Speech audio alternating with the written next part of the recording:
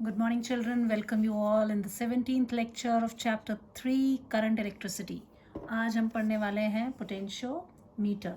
जो पोटेंशियोमीटर है बच्चे, वो एक ऐसी डिवाइस है जिसका इस्तेमाल हम करते हैं ईएमएफ ऑफ अ सोर्स को मेजर करने के लिए. ये बिल्कुल भी करंट उस सोर्स से ड्रॉ नहीं करता है और उसका जो ईएमएफ है उसको मेजर कर देता है, तो उसको हम पोटेंशियोमीटर कहते हैं.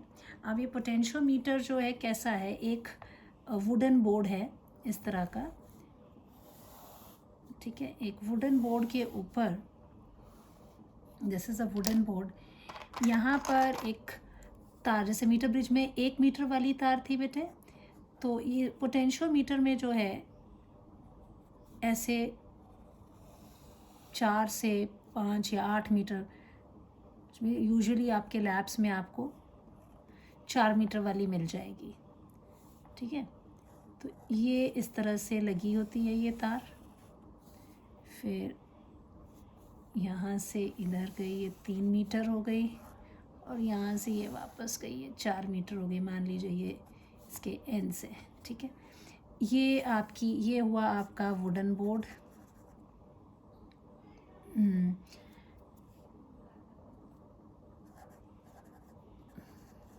जिसके ऊपर ये है, ये आपकी जो तार है, दिस इज़ या कॉन्स्टेंटाइन और मैंगनीन की बनी हुई होती है. ये जो आपको दिख रही है गोल सी लगी हुई, these are the copper strips, ठीक है. ये कॉपर स्ट्रिप्स की इसलिए लगी होती हैं क्योंकि इनकी जो कॉपर स्ट्रिप्स हैं, इनकी नेग्लिजिबल रेजिस्टेंस होती हैं और ये वायर की रेजिस्टेंस को उतना इफ़ेक्ट नहीं करती हैं. ये कांस्टेंट और मैग्नीन की तारें जो हैं हम इसलिए इस्तेमाल करते हैं क्योंकि टेम्परेचर का इनके ऊपर इफ़ेक्ट नहीं होता. जब इसमें हम करंट फ्लो कराते हैं तो हमें पता है जब भी आप करंट किसी भी मटेरियल के थ्रू क्रॉस होता है तो हीटिंग इफेक्ट आ जाता है, और हीट से क्या हो जाएगा, टेम्परेचर इंक्रीज़ हो जाएगा. टेम्परेचर इंक्रीज़ होने से क्या होता है, रेजिस्टेंस में चेंज आता है, रेजिस्टेंस चेंज होता है. जैसे कि आपने पढ़ा था कंडक्टर में टेम्परेचर को इंक्रीज़ करिए रेजिस्टेंस इंक्रीज़ हो जाता है. सेमी कंडक्टर में टेम्परेचर को इंक्रीज़ करिए रेजिस्टेंस डिक्रीज़ हो जाता है. लेकिन उसमें में मैंने आपको अलॉयज़ पढ़ाए थे और उस वक्त बताया था कांस्टेंट एंड मैग्नीन जो ये अलॉय हैं, इनका टेम्परेचर के इंक्रीज़ के साथ कोई इफ़ेक्ट नहीं आता है. या ये कह लीजिए कि इनका जो टेम्परेचर कोफिशिएंट है रेजिस्टेंस का, वो बहुत ही कम है. मतलब रेजिस्टेंस में जो चेंज है with temperature is very very very small, negligible है. इसलिए इसका इस्तेमाल किया जाता है कांस्टेंट और मैग्नीन वायर्स का.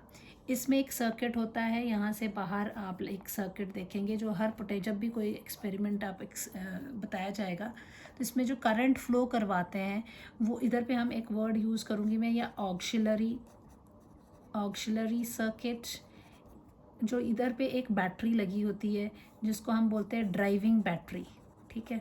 ये जो है इसकी हेल्प से, ड्राइविंग बैटरी की हेल्प से कांस्टेंट करंट इसमें सप्लाई किया जाता है. तो यहाँ पर ये इस तरह से बैटरी लगी है, पॉजिटिव नेगेटिव करके ये बैटरी आपने लगा दी. ये एंड ए है, ये एंड बी है. इसे 4 लेंथ होगी, 4 मीटर की तार आप ले लीजिए. जैसे इसके साथ इधर की लगी होती है और यहाँ से ये एक रेहोस्टैट के थ्रू इस तरह से कनेक्टेड होता है. इधर एक एमीटर भी लगा होता है जो कि करंट को मेजर करता है. ये बेसिक सी चीज़ें हैं. मतलब ये आपका एक रेहोस्टैट वर्ड, रेहोस्टैट मैं यूज़ कर रही हूँ आपको. रेहोस्टैट क्या है, ये रेजिस्टेंस प्रोवाइड करता है. इस तरह का कुछ शेप का ये होता है, इसके स्टैंड्स हैं, इसमें एक तार सी लिपटी होती है, और जितनी तार की लेंथ आप सर्किट के साथ कनेक्ट कर दें, एक एंड यहाँ से कनेक्टेड, दूसरा एंड दूसरे सर्किट के दूसरे इस पे कनेक्ट होता है.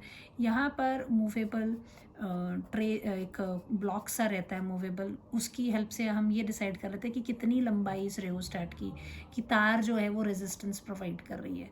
तो वो एक रेहोस्टैट भी यहाँ लगा होता है जिसकी मदद से कांस्टेंट करंट जो है आप इस पोटेंशियोमीटर को सप्लाई करते हैं. और जो दूसरा यहाँ जहाँ पर ये लगा हुआ है, इसी पर एक गैल्वेनोमीटर है और उसके साथ एक जोकी लगी होती है.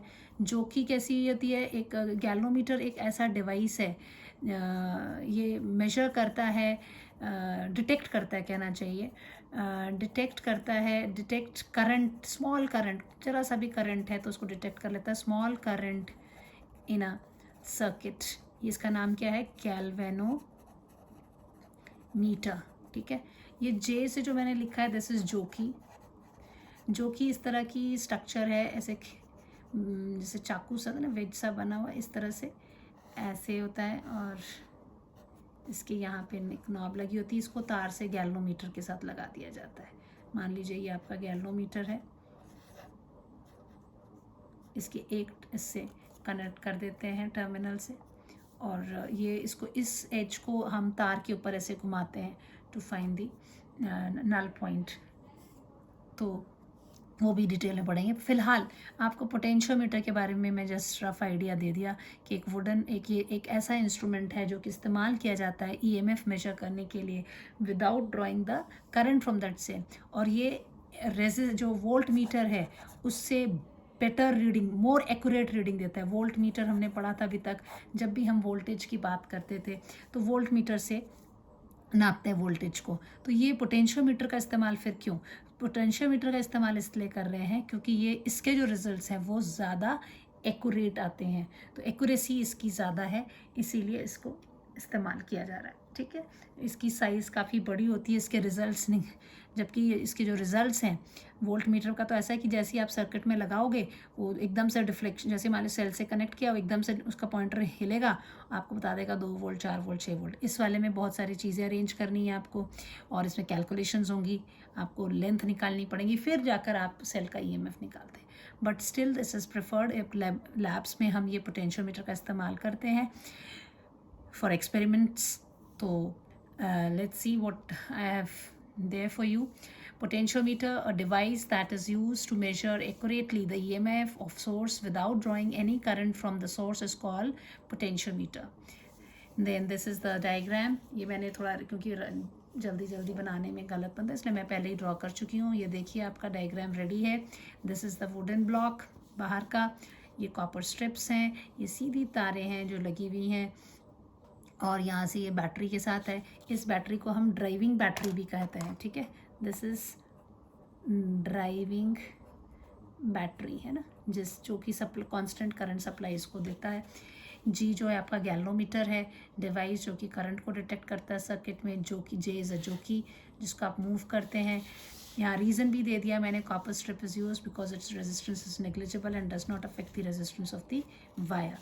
और इसके कंस्ट्रक्शन वाले को भी मैंने जो है जो मैंने एक्सप्लेन किया वही पॉइंट्स कंस्ट्रक्शन पे है, तो मैंने पहले इसलिए लिख लिया ताकि वीडियो जो है थोड़ी सी शॉर्ट हो सके।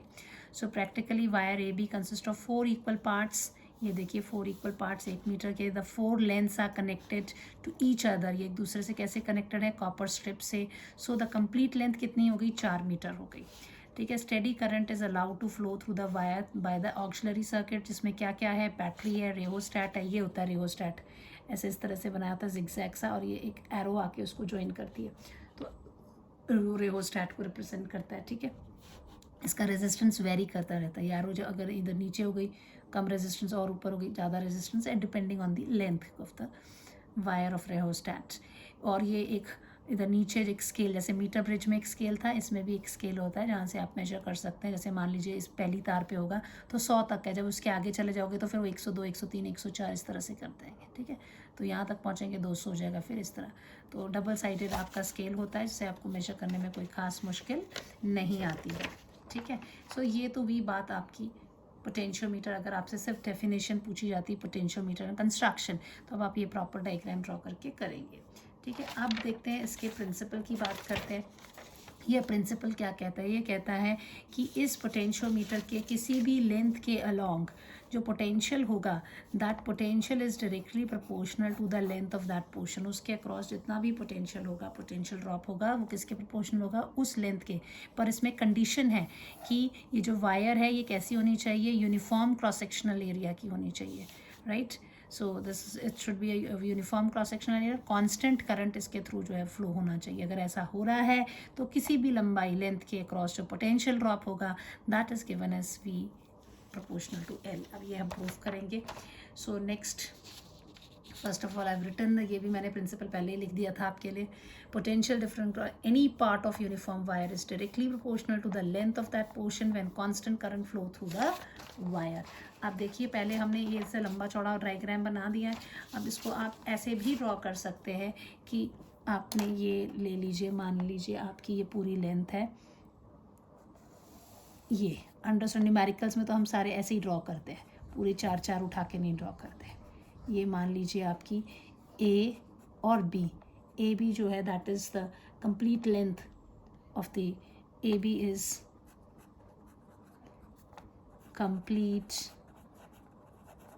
लेंथ ऑफ पोटेंशियोमीटर वायर है. ठीक है बच्चे. अब इसमें ये आपका ऑक्सिलरी सर्किट है. यहाँ से आपने ये आपकी ड्राइविंग बैटरी हो गई. Positive negative positive negative positive negative. This is E1 इसका EMF है. ये क्या हो गई आपकी ड्राइविंग बैटरी. ठीक है. और यहाँ से आपने ये लगाया एमीटर. ये आपका एमीटर है. और ये आपका रेहोस्टैट हो गया. ये इधर से आप गए. ये आपकी की है. और आपने यहाँ से ये एरो इसके ऊपर डाल दी रेहोस्टैट. ठीक है. इस तरह से कनेक्टेड है ये. So this is your rheostat, ammeter, key. Then अब ये जो लेंथ है this is the A B is this. आप इसको अलग लाइन कलर से मैं कर देती हूँ. ये जो है दिस इज स्क्रीन. ये आपकी क्या तार है कांस्टेंट और मैग्नेट की बनी हुई. ठीक है बच्चे. This is the wire you have. अब मान लीजिए आप यहाँ पर एक वोल्ट मीटर लगाते हैं. ठीक है. और उसमें रीडिंग देखते हैं. और जो कि जब इधर को टच कर रहा है, जो कि here at length L length पे पहुँचता है, और उस टाइम पे जो वोल्ट मीटर जो रीडिंग दे रहा है that is V is the potential here. ठीक है. सो L ले लेते हैं. लेंथ ऑफ अ पोर्शन, एक पोर्शन है of a wire A B, है ना, of the wire A B. ये जो वायर ए बी है इसका एक पोर्शन हमने ले लिया है. V जो है that is the potential across the length. कितनी लेंथ बच्चे? L लेंथ के क्रॉस जो पोटेंशियल है वो इतना है. देन उसके अलावा R और A ले लेते हैं. That is resistance and uniform cross sectional area of the wire AB. जो पोटेंशियोमीटर जिससे बना हुआ है उसकी ये है. I जो है is the constant current made to flow through the potentiometer via. ये आपने जो आपका आई कांस्टेंट करंट. तो देन फ्रॉम ओम्स लॉ हम पढ़ चुके हैं बच्चे. ओम्स लॉ में क्या पढ़ा था कि V is equal to IR, right. But R क्या होता है? R is equal to rho L upon A, where rho is what? Resistivity. यह हर मटेरियल की अपनी होगी. A आपको पता है क्रॉस सेक्शनल एरिया, L आपको पता है लेंथ है. ठीक है. नाउ R की वैल्यू है तो इसका मतलब V will be equal to what? आपका आ जाएगा rho I upon A into L. मैंने ऐसे लिख दिया इसको. R की जगह सिर्फ वैल्यू डालिए. I मैंने यहाँ ले लिया बिकॉज I को भी हमने क्या लिया हुआ था? करंट, कांस्टेंट है। सो दिस इज, इसको ऐसे लिखा जा सकता है, आर की जगह ये वैल्यू डाल देती हूँ मैं तो। सो रो आई एंड ए ये क्या है, कांस्टेंट्स हैं। So v is equal to a constant into l, k is what, k की बात याद रखनी है आपने, एक रो आई अपॉन ए, एक ये है, ठीक है। ये इक्वेशन क्या अप्लाई करती है, that potential is directly proportional to l। आपका हो गया principle proof, hence principle proved, है ना। आपने प्रिंसिपल को प्रूव कर दिया।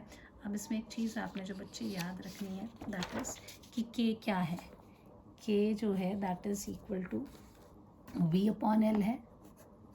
It can also, you have to remember it as this is as rho I upon A, v upon L. इस k को जो है आप क्या बोलोगे, k is called as a potential gradient, इसको बोलते हैं हम पोटेंशियल ग्रेडियंट, ठीक है। और ये जो पोटेंशियल ग्रेडियंट है, change in potential with length, that is change in potential with length. और ये कैसी क्वांटिटी है आपको याद रखनी है, वेक्टर, जबकि पोटेंशियल क्या होता है, it's a scalar quantity, but this is a vector quantity, it's a vector quantity also you can write। अब आते हैं बच्चे एप्लीकेशन पार्ट पे, ठीक है। Application of potentiometer. सो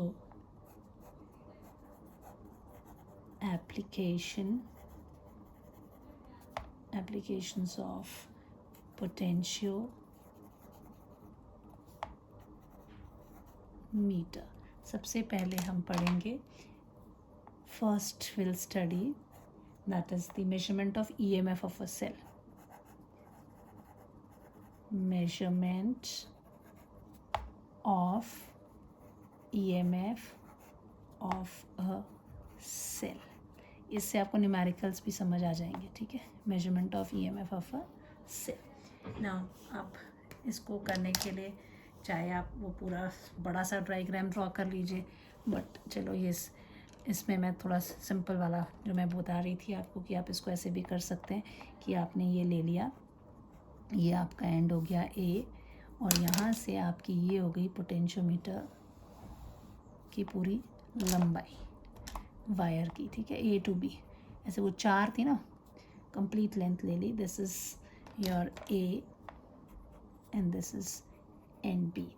इसमें भी वैसे ही आप करेंगे, ऑक्सिलरी सर्किट आपने लगाना है, तो आप तो ड्रॉ करोगे यहाँ से लिया आपने, क्या किया था, क्या बताया था आपको, आप चुपचाप यहाँ पर इसको बैटरी लगाएंगे, positive negative positive negative positive negative पे ख़त्म कर दिए। फिर उसके आगे आप एक एमीटर लगा लेंगे जो करंट को मेजर करेगा। फिर आप उसके आगे आपके पास क्या होता है, एक रेहोस्टैट होता है, ठीक है। अब यहाँ से आपकी आई, दूसरा एंड है, दूसरे एंड पे ये आपकी होगी की, है ना, और यहाँ से आप गए और आपने इसको ऐसे कनेक्ट कर दिया रेहोस्टैट के साथ, ठीक है। डायरेक्शन हमेशा याद रखना है बच्चे, पॉजिटिव से करंट निकलेगा और नेगेटिव की तरफ को करंट आएगा, लाइक दिस, ये हमेशा याद रखना है। दिस इज़, ये आपका क्या हो गया, this is the auxiliary circuit, और ये क्या होगी आपकी ड्राइविंग बैटरी। अब जो सेल है जिसकी आपने EMF निकालनी है, वो सेल को क्या करते हैं हम उठा के, मान लीजिए ये सेल है, इसका आपने EMF निकालना है। दिस वैल्यू, इसकी जो ये है इसकी वैल्यू दी हुई हमको EMF बैटरी की, ये मान लीजिए E1 है जो आप निकालने वाले हैं, ठीक है। और यहाँ से ये गैल्वोमीटर के साथ लगा होगा, लाइक दिस, ये गैल्वोमीटर हो गया। हम एक पॉइंट निकालते हैं, जब इसको जोकी को घुमाते हैं इसके ऊपर, कैसे भी जा सकता है, ठीक है। दिस इज़ अ जोकी, ये जोकी को जब मैं यहाँ लेके आई, शुरू में जब एक्सपेरिमेंट करते हैं तो सबसे पहला स्टेप करते हैं, जोकी को उठा के यहाँ टच करते हैं, तो ये पॉजिटिव एंड लगा हुआ है, वो गैल्वोमीटर ऐसा डिफ्लेक्शन देता है, ठीक है। फिर इधर टच करेंगे तो अगर इधर को दिया है तो ऑपोजिट साइड को देखो, नेगेटिव लगा हुआ है ऑपोजिट। अगर ये नहीं है तो there is some mistake in the loose connection in the circuit. तो आपको चेक करने पड़ेंगे कि आपके कनेक्शंस प्रॉपर हैं या नहीं, कोई गलत तो नहीं हुई, ठीक है। उसके बाद क्या करते हैं, अब मान लो अगर इस वाले एंड पे मैंने कहा इट्स डिफ्लेक्शन इस तरफ को है, तो धीरे धीरे जब हम इस पे आएंगे तो डिफ्लेक्शन थोड़ा कम होएगा, फिर थोड़ा कम होएगा, फिर थोड़ा कम होएगा, थोड़ा कम होएगा, तभी तो जाके जब इस एंड पे आते तो इधर हो जाता है। तो इसका मतलब बीच में कहीं पर एक ऐसा पॉइंट आएगा जहाँ पर गैल्वेनोमीटर डिफ्लेक्शन नहीं देगा, उस पॉइंट को हम कहते हैं नल पॉइंट, ठीक है बच्चे। आप चलिए क्या क्या चीज़ें हैं इसमें। Now this E is what, E is EMF of battery connected to, you can say EMF of driving battery connected to potentiometer। E1 क्या है, that is EMF of cell to be measured, जो हमने major करना है। K is your key, RH आपका क्या है, रिहोस्टैट। A क्या है आपका, emitter. AB which is equal to L, ये क्या है, कंप्लीट लेंथ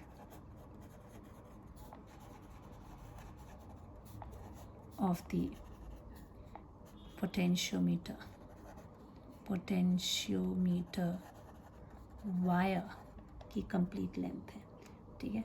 अब हमने क्या करना है बच्चों, जिसका जैसे जो मैंने एक्सप्लेन किया, जिस सेल का EMF आपको निकालना है उसका पॉजिटिव टर्मिनल आपने पॉइंट ए पे लगाया, सेम जहाँ पर कि पॉजिटिव टर्मिनल किसका है, इसका।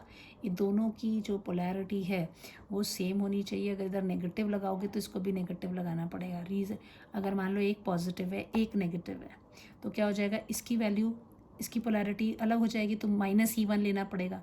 तो यहाँ से यहाँ तक ये जो वोल्टेज सप्लाई कर रहा है, मान लो E की वैल्यू 10 वोल्ट है, मान लो बीच में कोई रेजिस्टेंस वगैरह कुछ नहीं है मान लीजिए, और या E जो है जो वोल्टेज यहाँ दे रहा है इस लेंथ के क्रॉस मान लीजिए V है, तो इसकी वैल्यू कहाँ तक जा रही है, 0 से लेके V वोल्टेज तक दे रही है। तो अगर कुछ भी नहीं है तो हम कहेंगे 0 से लेके E तक दे रही है, तो E पॉजिटिव में है। अब इसकी पोलैरिटी में बदल दूँ तो इसकी पोलैरिटी हो जाएगी -E1, तो -E नेगेटिव वैल्यू इस तार के ऊपर नहीं मिलने वाली है, यानी कि दोनों की पोलैरिटीज़ क्या होनी चाहिए, सेम। अदरवाइज़ क्या हो जाता है, दूसरे का EMF नेगेटिव लेते हैं आप लोग, तो इसीलिए ये बात भी याद रखना कि पोलैरिटी सेम होनी चाहिए।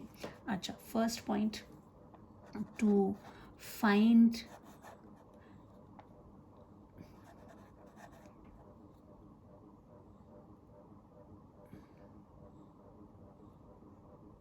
या सीधा ऐसे नहीं लिखना चाहिए हमें, आप सीधा लिखो positive terminal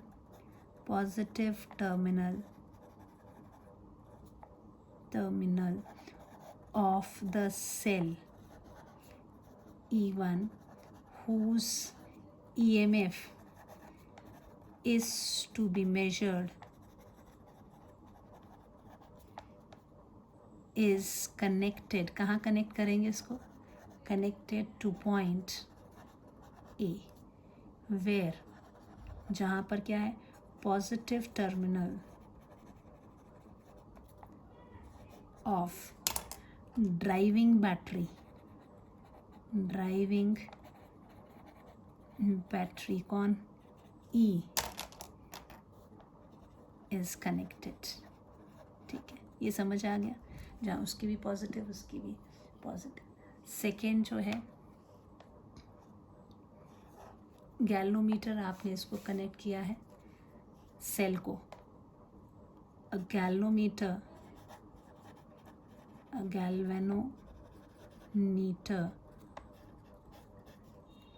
is connected to negative terminal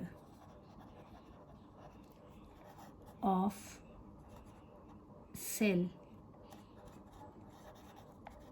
E1 which is further connected to the jockey J,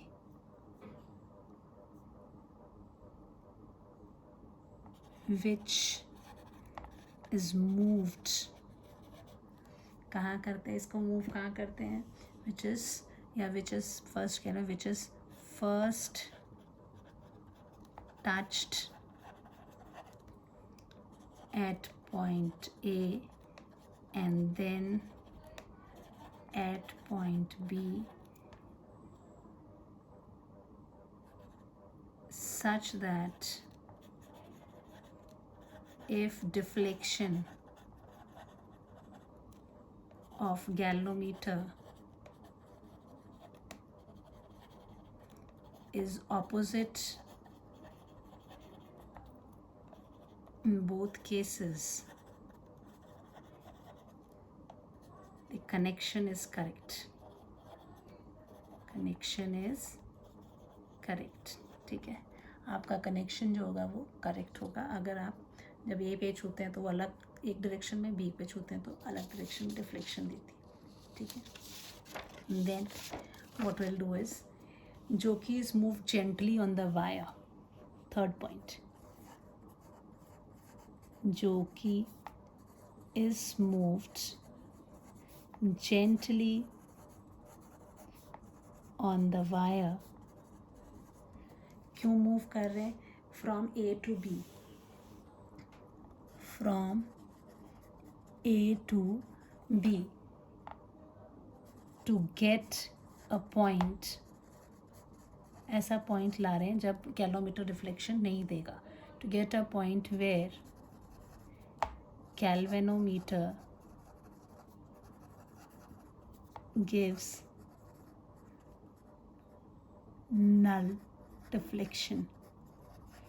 zero पे होता है वो, ठीक है, and the point is called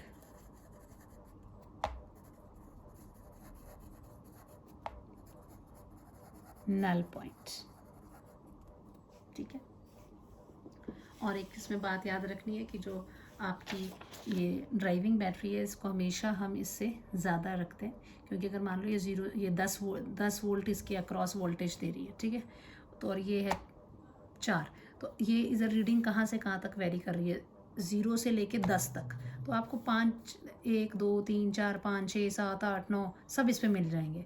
लेकिन अगर इसकी वैल्यू हो जाती मान लो 12, तो आपको ये तो यहाँ से यहाँ तक पोटेंशियल कितना दे रहा था 10, तो 12 तो इसमें आएगा नहीं, इसको तो और लंबा होना पड़ेगा। तो इसका जो सेल का EMF है ये हमेशा क्या कर रखना है, ध्यान रखना है कि इससे कम हो। ठीक है, अब आते हैं हम इसके प्रोसीजर पे। तो अब ये जो the point is called null point, और इसका मतलब क्या हो गया कि इसके अक्रॉस यहाँ कोई करंट जो है फ्लो नहीं कर रहा है। ठीक है, so which implies no current flow through. यहाँ पे मैं 2 पॉइंट्स के नाम भी रख देती हूँ। मान लीजिए ये पॉइंट का नाम मैं रखती हूँ C, ये पॉइंट का नाम मैं रखती हूँ D। ठीक है, no current flow through A, C, D, J। इधर से कोई भी करंट जो है वो फ्लो नहीं कर रहा है। ठीक है ना, अगर नो करंट इज फ्लोइंग इसका मतलब क्या हुआ, which means no current is flowing in this, इसका मतलब क्या हो जाएगा, ये अम्प्लाई कर रहा है कि यहाँ जो पोटेंशियल है लेंथ AB पे पोटेंशियल जो है वही पोटेंशियल ही है, क्योंकि हमेशा करंट कहाँ फ्लो करता है, high potential to low potential. अगर यहाँ से कोई करंट नहीं जा रहा है इसका मतलब यहाँ जो पोटेंशियल है वही पोटेंशियल यहाँ पर होगा, सेम पोटेंशियल होगा, तभी वो करंट फ्लो नहीं करेगा। So this no current flow through ACJB means potential across AJ will be equal to potential across CD। ये जो CD है यहाँ का पोटेंशियल और यहाँ का पोटेंशियल क्या है, सेम है। ये हमारी पहली इक्वेशन आ गई। ठीक है, अब आते हैं potential across AJ। So in potentiometer हमने पढ़ा था प्रिंसिपल क्या बोलता है, that potential is directly proportional to the potential drop across any length is directly proportional to the length of that portion, है ना। तो जो आपका पोटेंशियल होता है और जो लेंथ होती है, अगर v पोटेंशियल है l लेंथ के लिए, तो जो ये AJ लेंथ है कितनी है आपकी, ये L1, इसके लिए पोटेंशियल कितना होगा, this potential across length AJ जो कि कितना है L1 इज इक्वल टू कितना हो जाएगा, ये क्वेश्चन मार्क, ये आप क्रॉस आउट कर देंगे, ये इंटू ये, so this will B V into L1 divided by L. What is V upon L, that is K L1. आप डायरेक्टली ये भी लिख सकते हैं from the principal it is K L1, लेकिन मैं इसलिए बता रही हूँ न्यूमेरिकल्स में ये कॉन्सेप्ट आपका यूज़ होगा. सो K की वैल्यू कई बार नहीं दी होती है, पोटेंशियल के टर्म से बात करते हैं, तो आप हमेशा ये वाला बनाओगे, पोटेंशियल एंड लेंथ लिखोगे. V पोटेंशियल पूरी लंबाई के लिए है, तो इतनी लंबाई के लिए कितना पोटेंशियल होगा, this is what we do. So this is my small a, ठीक है. देन पोटेंशियल अक्रॉस CD, ये CD के अक्रॉस कितना पोटेंशियल है, आप देखो C इधर लगा हुआ है, C सेंड पे लगा D, यानी that will be the potential difference across this electrodes of the cells. और कब, जब ये सेल से कोई करंट ड्रॉ नहीं हो रहा है. So this potential across CD will be equal to potential across the terminal, है ना, टर्मिनल ऑफ सेल, कौन सा वाला cell, E1, when no current is drawn from it. तो अब क्या बोलते हैं, जब कोई करंट ड्रॉ नहीं करते तो that is equal to what, potential को क्या बोलते हैं, इलेक्ट्रॉन टर्मिनल्स के बीच, सेल के बीच में, उसको बोलते हैं EMF ऑफ द सेल. अगर मान लो उसमें से कोई करंट ड्रॉ हो रहा होता तो हम उसको बोलते हैं terminal potential of the cell. अब इसमें क्या बोलेंगे, EMF of the cell. So this is equal to what, E1, ये आ गया हमारा B. तो ये पोटेंशियल अक्रॉस CD की बात हो रही है. तो यहाँ ये हो गया if, so from A B and 1 equation, देखो ये दोनों में इक्वेट कर सकते हैं हम. So I can write that potential across AC को क्या है, K L1 is equal to E1, और I can say E1 is equal to K L1, ठीक है. इन तीनों इक्वेशन को अगर देखो तो आपको पहली चीज़ ये मिलती है. सो इस तरह से आप सेल की EMF को कैलकुलेट कर सकते हैं. क्लियर हो गया जी. अच्छा, फ्रेश पेज यूज़ करती हूँ नेक्स्ट के लिए, क्योंकि फिर सर्किट डायग्राम वाला पेज है, मुझे बार बार पलटना पड़ेगा page. Second is comparison of EMF, जो कि बहुत, दिस इज़ वेरी इंपॉर्टेंट. कई बार डायरेक्ट यही क्वेश्चन आ जाता है, what is potentiometer, compare the EMF of 2 sales, है ना. सो comparison of EMF of 2 cells using potentiometer. Potentiometer को यूज़ करते हुए 2 सेल्स का EMF निकालना है. तो अब मैं थोड़ा सा डायग्राम जैसे पहले बनाया था वैसे ही बनाऊंगी. ये आपका हो गया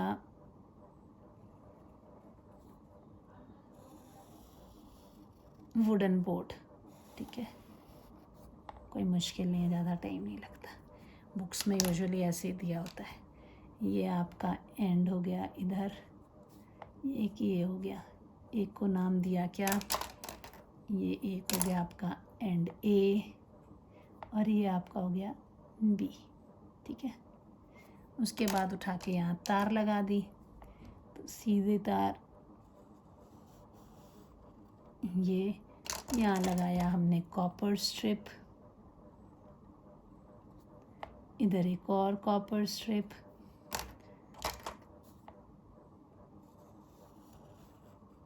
मेरी लाइनें थोड़ी टेढ़ी टेढ़ी हो रही होंगी, आप आराम से तसल्ली से बनाएं. ये कॉपर स्ट्रिप, और ये यहाँ से ये चौथी लेंथ, ठीक है। और यहाँ आपका मीटर स्केल तो है ही, 0 1 2, यहाँ पे आपका 100 99 एंड सो। ठीक है, ये बन गया। अब ऑक्सिलरी सर्किट ड्रॉ करना है आपने, तो आप यहाँ से उठाएंगे, ये आपकी की हो गई, और यहाँ आपने उठा के ये रेहोस्टैट को दे दिया।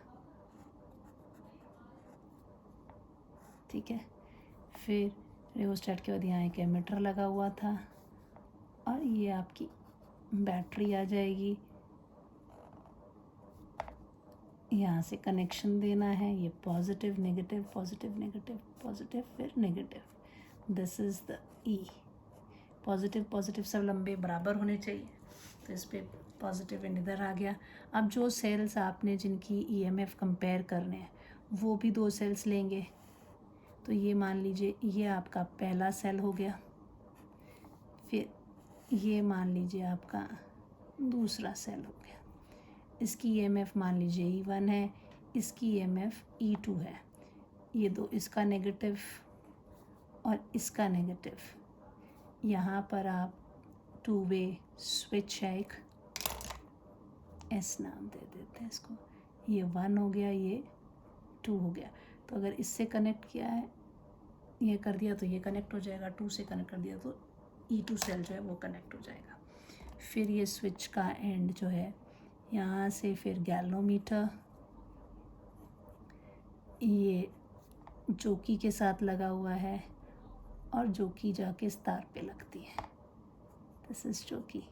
एक बार J1 होगा, एक बार आप लगाएंगे तो जब आप इसको इससे कर देंगे, 2 के साथ कनेक्ट कर देंगे, मान लीजिए आपने ये कनेक्ट कर दिया। ठीक है, तो आपका यहाँ से जो वायर J2 पोजीशन है, दिस इज से ये आपका हो गया J2। जब रेड वाला कनेक्ट किया, दिस इज योर J1। पता लग गया, जब फर्स्ट सेल लगा हुआ है तो J1 पे फिर उसको यहाँ से चाबी निकाल दी और इसमें डाल दी तो J2। तो दोनों एक साथ में ड्रॉ कर रही। अब एरोज़ की बात कर रही थी मैंने, हमेशा ये पॉजिटिव टर्मिनल है, यहाँ से करंट निकलेगा, नेगेटिव की तरफ आता है, तो this is the direction of the current. ठीक है, यहाँ पर अभी ये वाले को लगा, ये नहीं मान के चल रहा है, तो इसमें क्या होगा, ये पॉजिटिव है तो this will be the direction, and the negative की तरफ को आ रहा है। ठीक है, this is the way we do the. Now E1 E2 जो है, इसमें क्या है आपके E1 E2 EMF of 2 cells to be compared, जिसको हमने कंपेयर करना है। E जो है that is the EMF of driving battery. कहाँ पर है, इन दी ऑक्सिलरी सर्किट, जो क्या करती है, विच प्रोवाइड्स कांस्टेंट करंट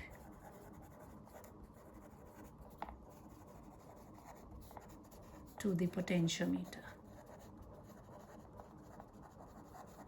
बार बार यहाँ लिखने की ज़रूरत नहीं, आप यहीं पे लिख सकते हैं। ये रेहोस्टैट है, ये एमिटर है, दिस इज की, है ना।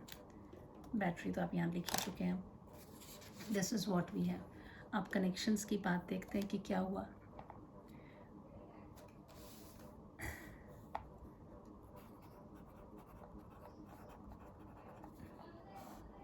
सबसे पहले जो ऑक्सिलरी सर्किट है वो कनेक्टेड है। वो ऑक्सिलरी सर्किट की जो पॉजिटिव टर्मिनल, बैटरी की जो पॉजिटिव टर्मिनल है, वो किससे कनेक्टेड है, पॉइंट ए से कनेक्टेड है। सो फर्स्ट पॉइंट जो आप इसमें लिखोगे, that will B auxiliary circuit consist of driving battery E1 emitter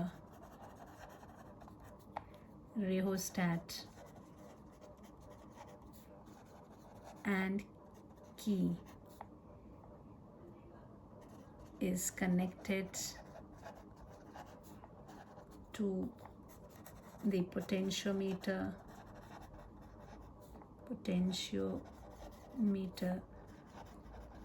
along complete length कितना AB such that positive terminal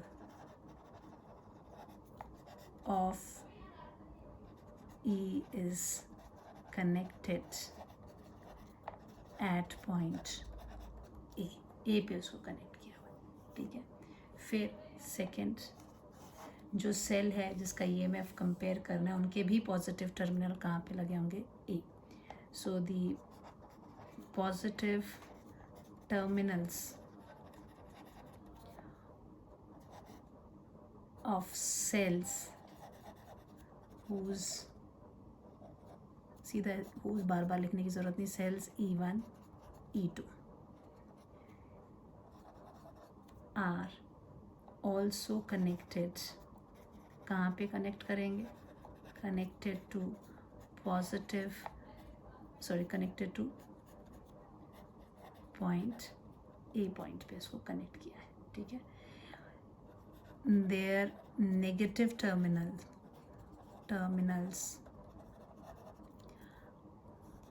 are connected, ये कहाँ नेगेटिव टर्मिनल किसके साथ कनेक्टेड है, this is your two way switch, क्या है ये, two way switch connected to way की ज़्यादा ठीक रहेगा, टू वे की,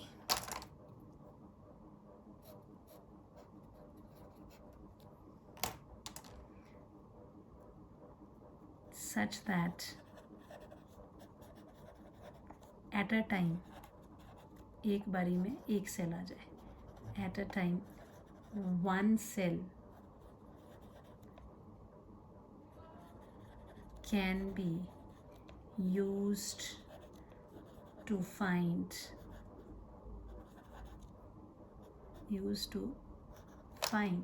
its respective EMF, find its respective EMF। ये बहुत लंबा हो गया लेक्चर, मुझे लिख के रखना चाहिए थे सारे पॉइंट्स, एक्सप्लेन करके जल्दी ख़त्म हो जाता है।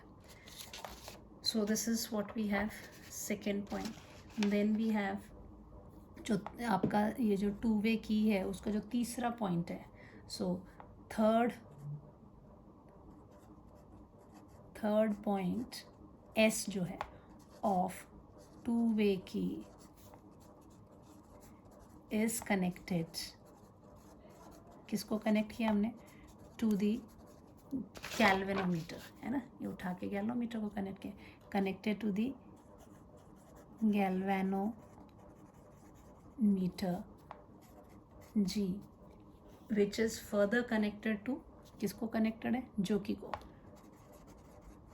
विच इज़ फर्दर कनेक्टेड, ये 3 मार्क्स में का क्वेश्चन है, कई बार 4 में दे देते, इतना पूरा एक्सप्लेनेशन लिखना पड़ेगा, which is further connected to jockey J, ठीक है। और जिसको हम किस पे मूव करते हैं, to jockey J, which is moved gently, किसके ऊपर मूव कर रहे हैं, gently on wire A B wire पे, to get null point, that is point where galvanometer gives no deflection, उसको बोलते हैं जब वो डिफ्लेक्शन नहीं दे रहा है, ठीक है। सो अब इसके बाद फोर्थ पॉइंट, जब आप स्विच इसको S1 को कनेक्ट कर, स्विच S1 इस, आप देखते हैं कि क्या होता है जब when switch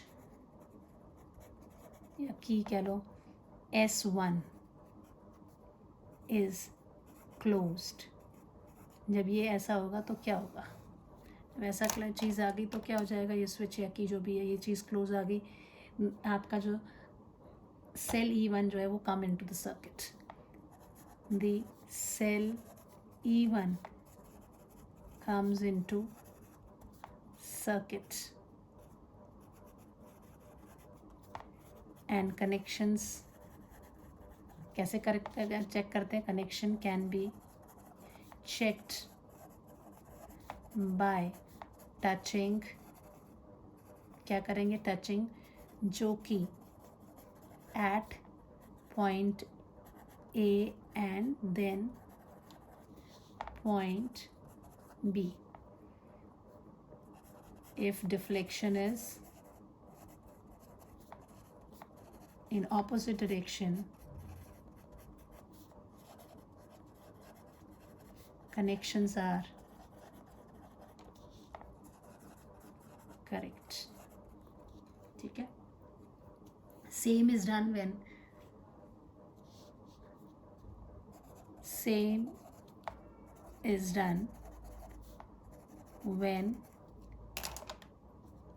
S2 is closed. Same process आप रिपीट करेंगे जब S2 को क्लोज किया. ठीक है.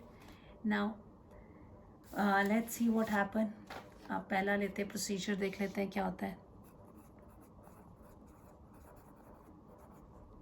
कंपेयर करने के लिए पहला इसमें पॉइंट हो जाएगा आपका, लेट S1 इज क्लोज्ड. जब ये क्लोज्ड है तब क्या हुआ. ठीक है. If at point J1 galvanometer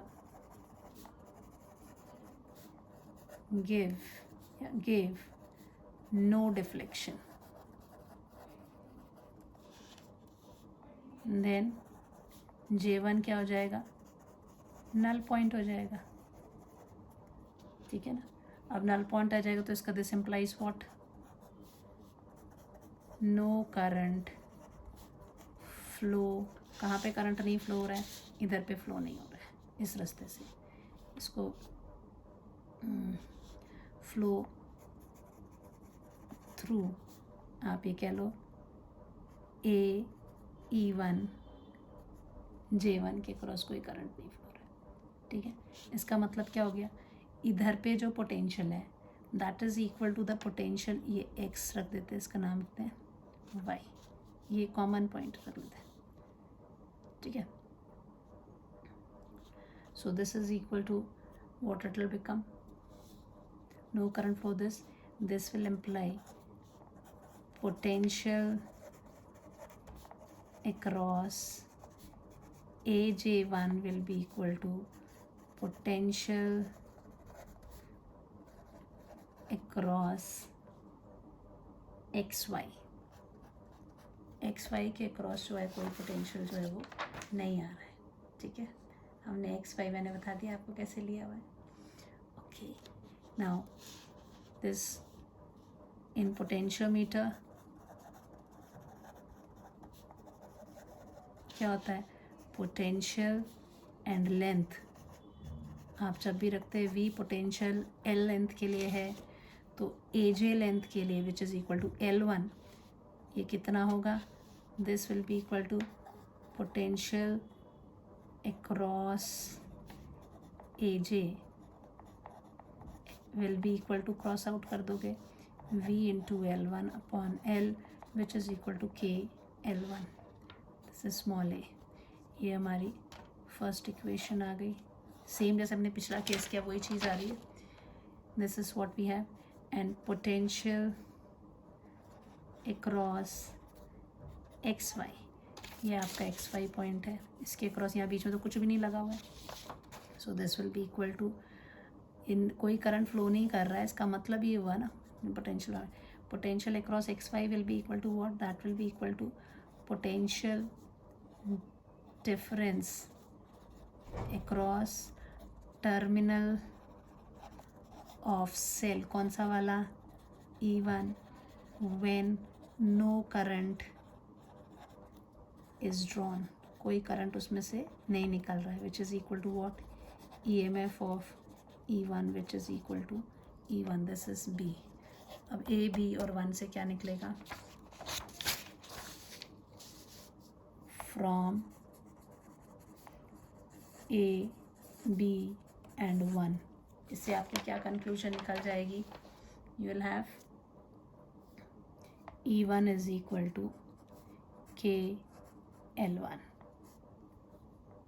ठीक है, E1 की वैल्यू आपकी ये आ गई, इसको नाम देते हैं इक्वेशन 2. ठीक है, सिमिलरली अब पूरा प्रोसेस नहीं करने की ज़रूरत है. सिमिलरली व्हेन स्विच या की कह लीजिए S2 इज क्लोज्ड एंड जो की is moved such that galvanometer gives no deflection at J2, that is null point for E2 is J2.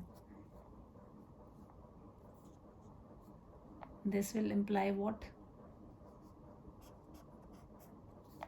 No current flow from AE to J2, which will imply directly हम लिख लेंगे E2 is equal to KL2.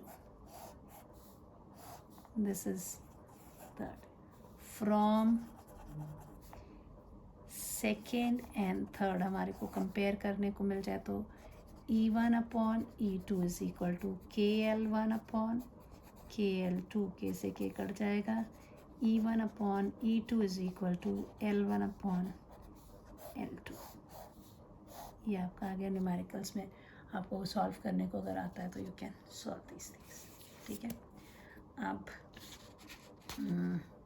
कुछ points जो मैं reasoning वाले questions लेना चाहूँगी इसमें टॉपिक पे से जो आ जाते हैं रीजनिंग में क्वेश्चंस, तो आपको ये आने चाहिए. मैं क्वेश्चंस नहीं लिखे हैं मैंने, मैं सिर्फ बोलूँगी, आप अपने आप क्वेश्चन बनाओगे. ठीक है, reasoning question.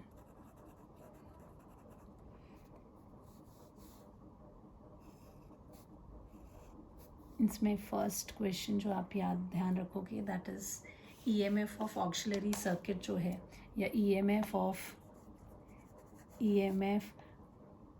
Of driving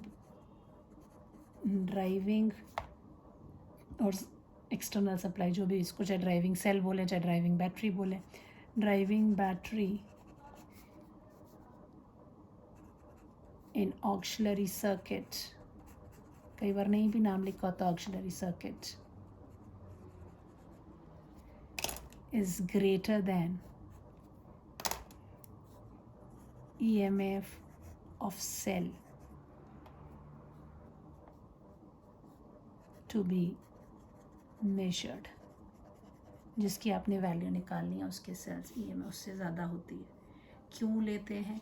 because इसको जब आप एक्सप्लेन करेंगे, if this is the length, ये रफ सा डायग्राम ड्रॉ करके आप इसको इस तरह से एक्सप्लेन करोगे, AB जो है इसकी कंप्लीट लेंथ है, एंड ये आपकी पॉजिटिव नेगेटिव ये आपकी ड्राइविंग, डायरेक्ट ऐसे ही लगा देना. ठीक है, ये क्या है आपकी ड्राइविंग बैटरी है.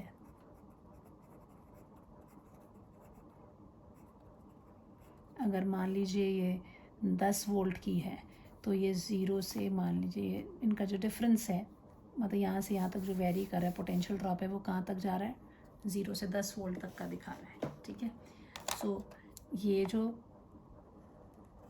सेल है अगर ये 2 वोल्ट का है तो आपको वो यहीं पे कहीं मिल जाएगा, गैल्वोमीटर है ना, this is galvanometer, this will be the, अगर मान लीजिए कि ये E1 है, वो E है, सो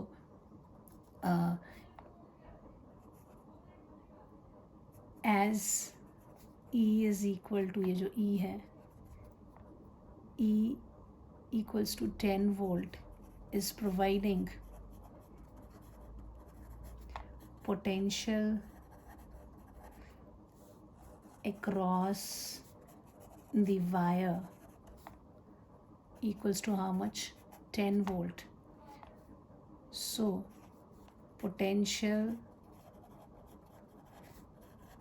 across the wire changes from 0 to 10 volts.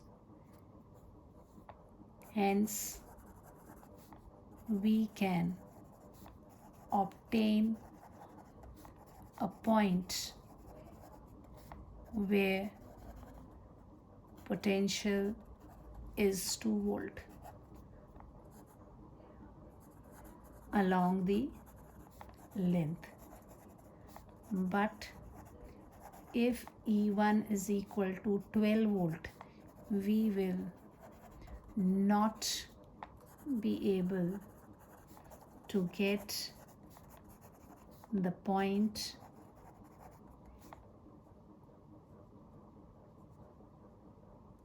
having 12 volts on the wire, क्योंकि वो तो सिर्फ वायर AB, हमें वो पॉइंट ही नहीं मिलेगा वहाँ पे, तो इसीलिए नल पॉइंट नहीं मिलता है।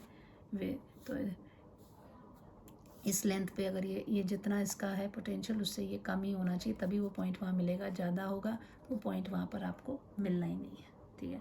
सेकेंड क्वेश्चन जो आप याद रखोगे वो है पोलैरिटी, और जो है इनकी एक्सटर्नल ड्राइविंग जो सेल है, पोलैरिटी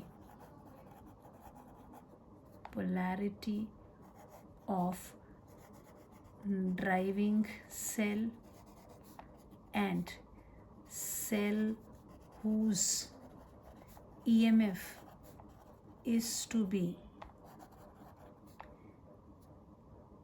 measured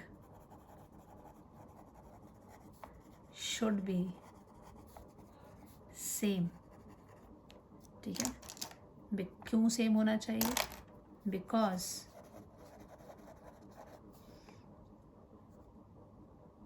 अगर पॉजिटिव है, one is positive and other is negative, we cannot get negative value on the wire across which positive potential is provided by the driving cell बोल लीजिए चाहे बोलो battery, ठीक है। जो ड्राइविंग है उसकी अगर वो पॉजिटिव है तो वो नेगेटिव है, अगर वो नेगेटिव है तो वो पॉजिटिव आपको वहाँ पर नहीं मिलेगा। तीसरी बात है सेंसिटिविटी क्या होती है?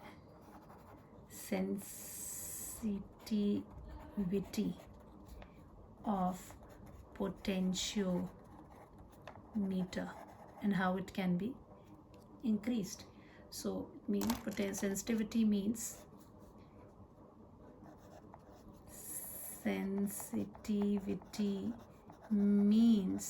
कितना छोटा, how small potential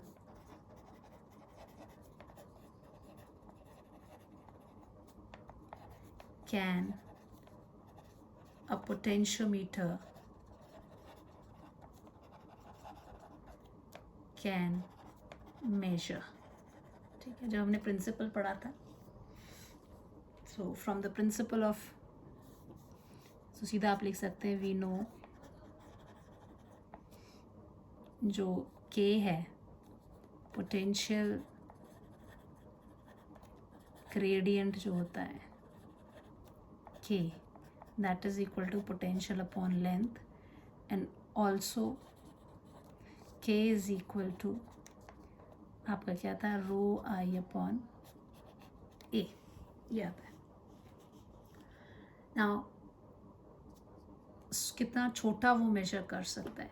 तो जितना छोटा उसका पोटेंशियल ग्रेडियंट होगा, change in potential is this.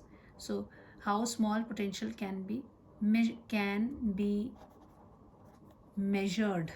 How sensitivity means how small potential can be measured by potentiometer. ठीक है. So potential gradient is this. Minimum smaller is the value of K, more sensitive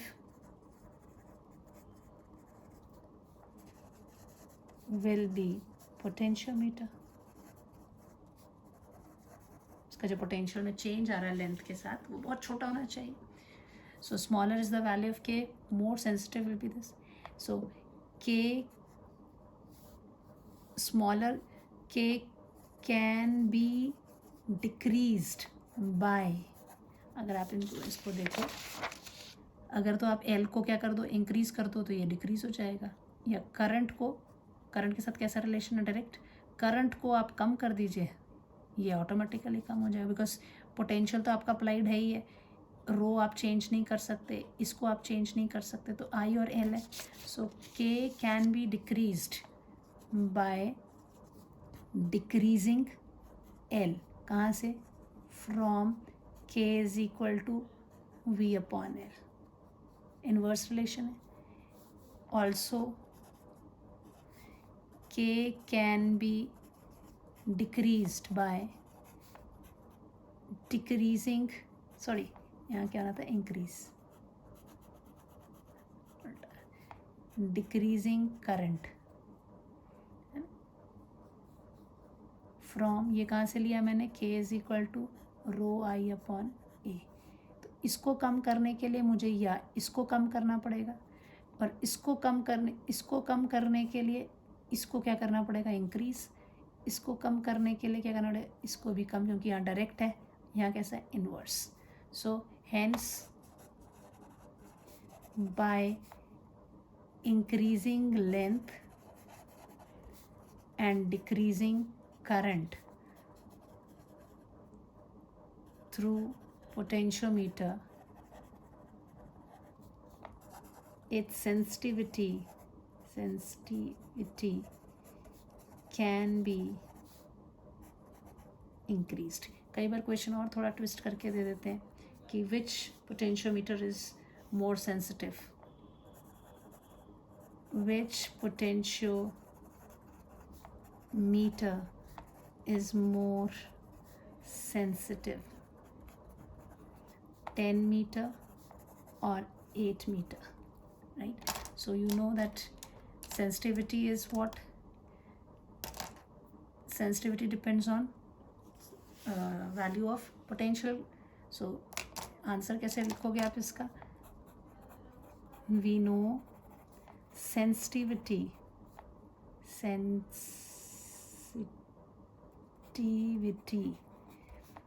of potentiometer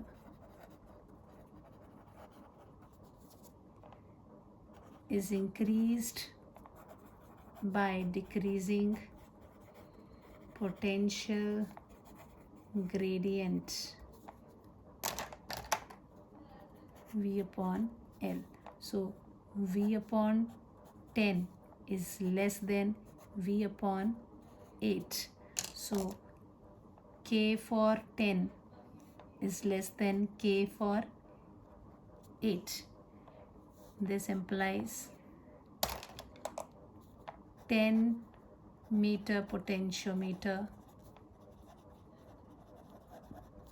is more sensitive. ठीक है. Then एक और question आ जाता है कि constant and मैग्नेन को क्यों इस्तेमाल किया जाता है.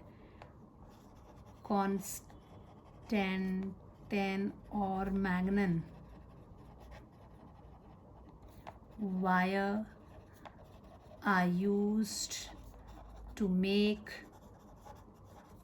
potentiometer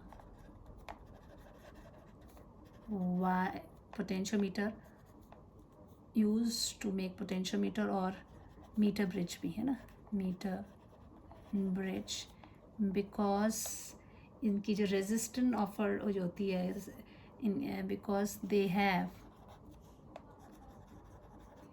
high specific resistance, high specific resistance, ये वर्ड याद रखना है। हाई स्पेसिफिक रेजिस्टेंस क्या होता है? Resistance offered per unit length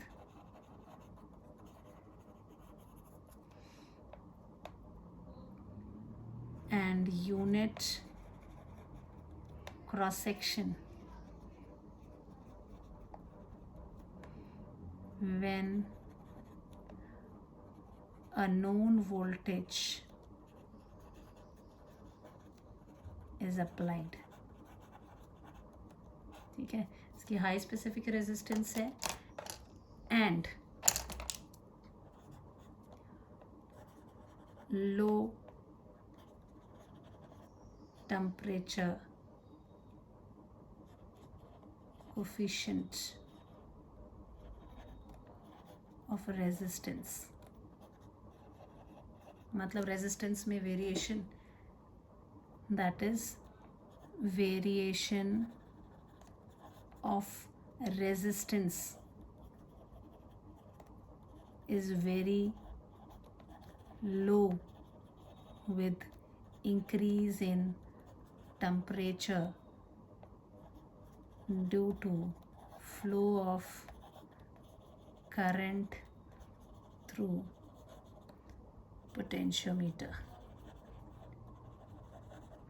तो उसके टेम्परेचर, उसके रेजिस्टेंस में कोई ज़्यादा वेरिएशंस नहीं आता है, इसीलिए उसका इस्तेमाल किया जाता है। So these are the things which you have to remember and I hope you have understood the chapter.